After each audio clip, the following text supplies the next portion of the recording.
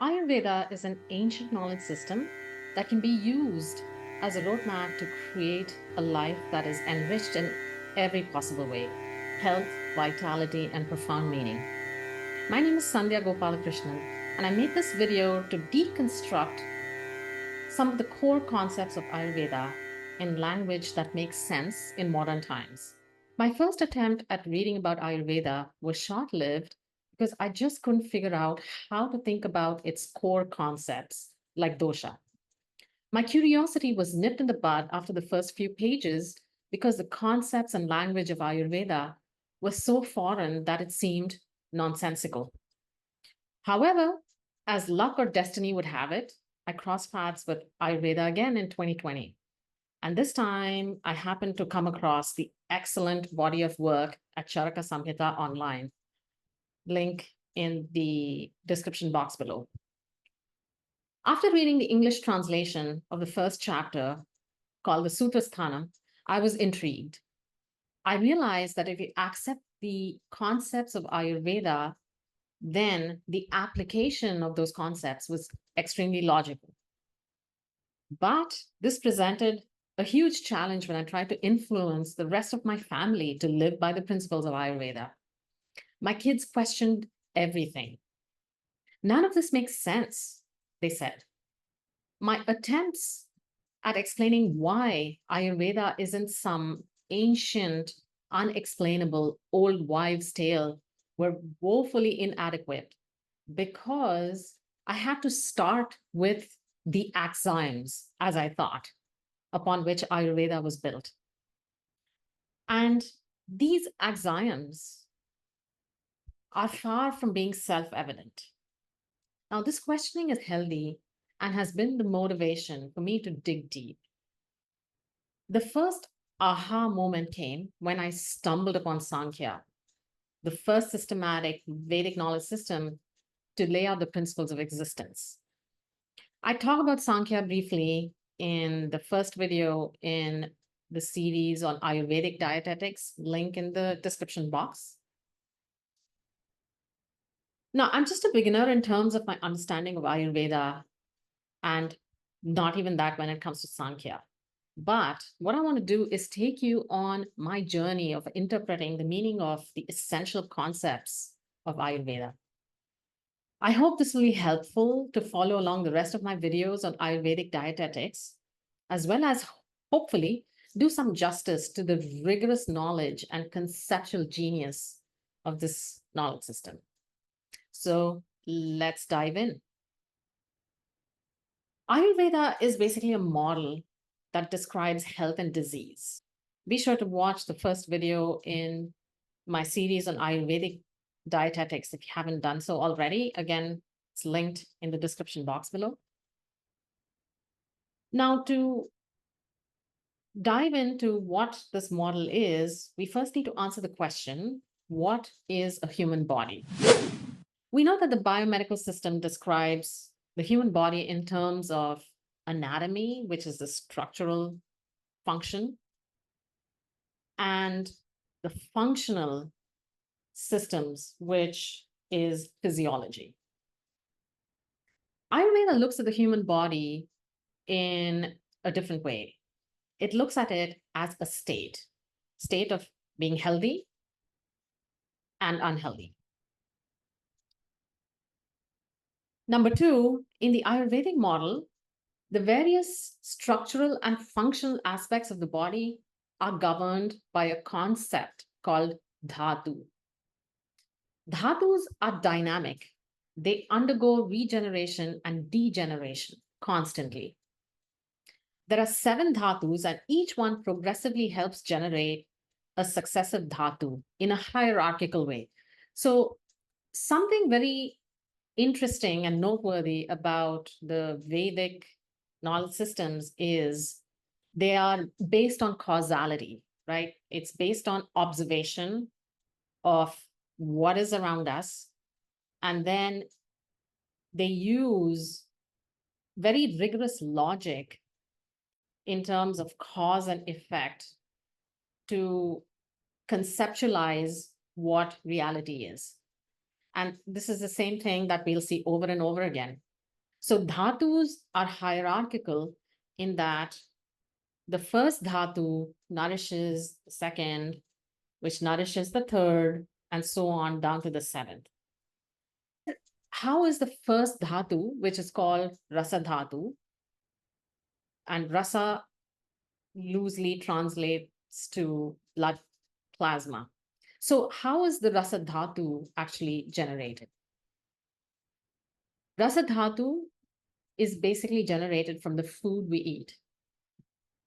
So now we see how food plays such a quintessential role in Ayurveda. Now, health results when this process of generation and regeneration of dhatus is optimal.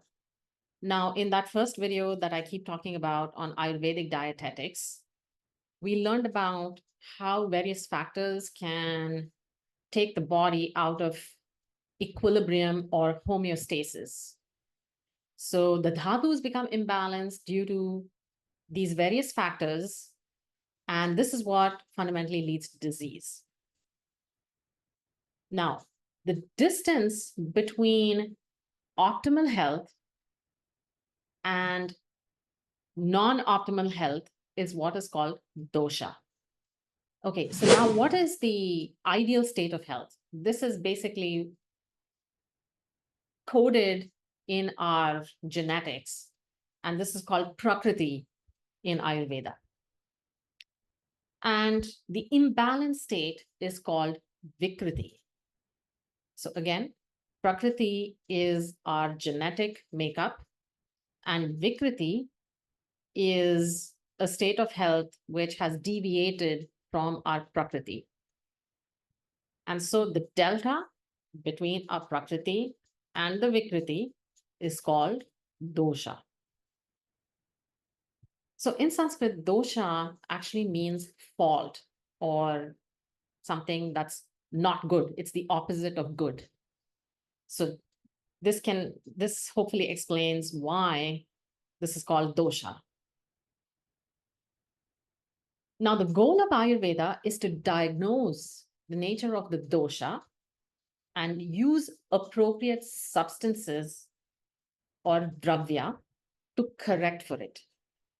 Now, I'm going to say that again. The goal of Ayurveda is to diagnose the nature of the dosha accurately and use appropriate substances to correct for it. Now, doshas are pure concepts, they're not things. So in physics, we also have a lot of conceptual things like mass, charge, etc. So these are not directly observable things, but rather are defined by some specific qualities. So doshas are also defined by certain qualities, and by using substances or dravya, which have opposite qualities from that of diagnosed dosha, we can bring the body back to homeostasis. So just, to draw an analogy here, if you have negative charge and a positive charge, they're opposites, and you bring them close together, they neutralize each other.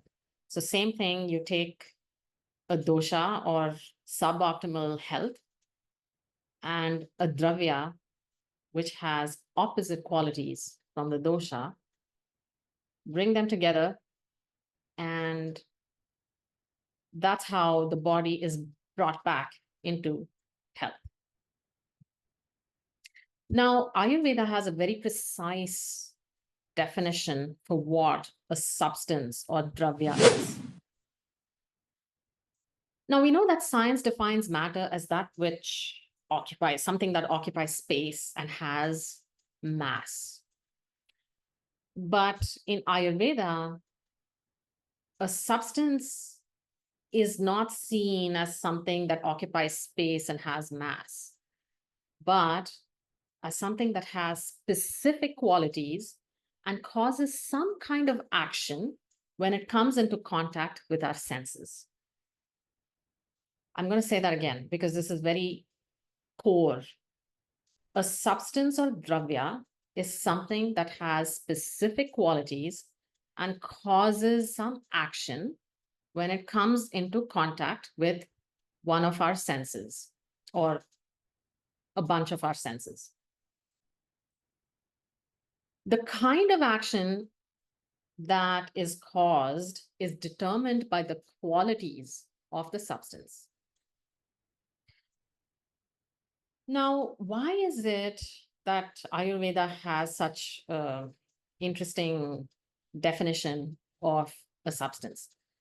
If you think about it, like thousands of years ago, there were no fancy analytical instruments or sensors or any microscopes or any of that sort to actually look inside the body or inside substances or anything. So what was available was our sense perception. And that's why the senses in Ayurveda are extremely important and need to be taken care of very, very carefully every single day, because they are the instruments of knowledge. I want to now touch upon the definition of the term quality. This is called Guna. So let's use an example to understand this concept. According to the scientific model, all matter is made up of two fundamental particles, bosons and fermions. So these fundamental particles are characterized by three fundamental properties, which are mass, charge, and spin. Now, in the Ayurvedic framework, something very similar exists in that all substances are characterized by five fundamental elements with specific properties. So remember, they could not look inside substances because there were no microscopes or spectroscopy instruments that gave very detailed information on, things that were not perceived through the senses. And so substances were purely conceptualized by how they were perceived. These elements are characterized by qualities that are related to our perception and not a physical property like mass, length, etc. These perceptual properties are, as we well know, sound, touch, form, taste, and smell. Now, a very common misunderstanding and misconception that I see in multiple sources on Ayurveda is to take some of these terms literally. So I stressed earlier that a lot of Vedic knowledge systems, including Ayurveda, are highly conceptual. And so we need to not take these terms literally. So space is not space. Wind isn't wind as we know it. Fire isn't like literal fire, and earth isn't the planet Earth or the soil or anything. So these are concepts that can be explained like this. There are certain things that we perceive through sound. So phenomena and things that have the potential to produce sound is called space. In other words, space has a property of sound. Now, wind is anything that has the potential that can be felt through our skin. So wind has primary properties of touch and a little bit of the property of sound. So again, here we see the hierarchical system at play. So space has just one quality, that of sound. Wind has two qualities, that of sound and touch. Fire has three, sound, touch, and form. Water has four qualities, sound, touch, form, and taste. And finally, earth has all five: sound, touch, form, taste, and smell. Sound, touch, form, taste, and smell are sort of fundamental properties or karana gunas, just like mass, charge, and spin. Now, every substance, including living things, can be described in terms of these five fundamental elements. The precise proportion of these elements varies from person to person, from one substance to another. And this is what causes all the variety in living things and substances that we see in the universe. When a substance is perceived by our senses, there is some action. That action also has a quality. As I said before, by choosing substances that act on our bodies in a way that's opposite to the diagnosed dosha, we can restore homeostasis. In Ayurveda, the primary way this is done is through food, and the action is carried out through the sense perception of taste. So I'm going to repeat this again, and this should give the logic behind the rather cliched phrase food as medicine. So the way that a dosha is corrected is through food, and the action on the dosha is carried out through the sense perception of taste. Okay, so these are the core fundamental concepts of Ayurveda. I hope you found this informative and useful and relatable. Do let me know in the comments if these make sense. I'll see you in the next video. Bye.